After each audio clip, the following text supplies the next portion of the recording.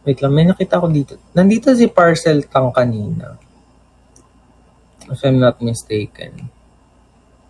Nakikita ko yung mga edits niya din. Wala na siya. Miss you, Chichi.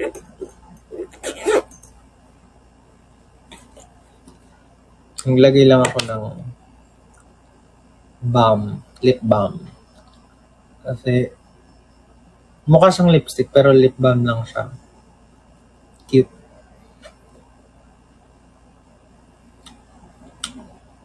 Kasi wala siyang kulay oh. Ayun na yan, parang natural lang. Diba? Ay, nandito pala si Parcel Tang. Alam mo, kasi one of the best moments na nangyari sa amin nila Oni na edit mo yun. Wala lang, natutuwa lang ako. Tapos ay, nalulungkot ako kasi ibang mga edit mo, hindi ko alam kung na-copyright or something. Pero sana wag mo i-delete pag na-copyright yung music kasi binabalikan ko siya. Yung mga live namin ni Oni before, ayun, binabalikan ko kasi siya. May binunot man to. Wala. Awa ng Diyos, wala naman.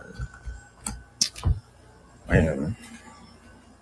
Muted. Oo nga, muted. Pero sana kahit muted, wag mo i-delete. Kasi binabalik.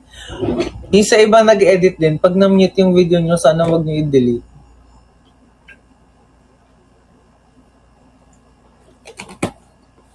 Kasi, excuse me. Nakita ko, nanonood ka din pala ng live ni Axel. Magkasama kami ni Axel kanina lang.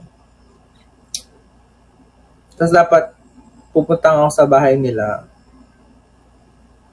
Tapos hindi ko alam kung mag-live kami or something. Kasi galing kami music bank.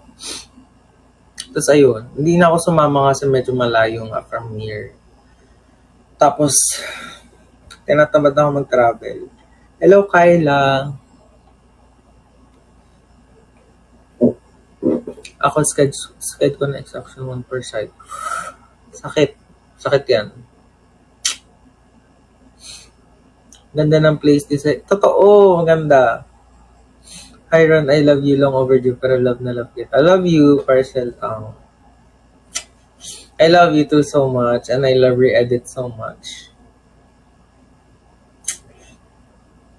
I appreciate all the love and all the support.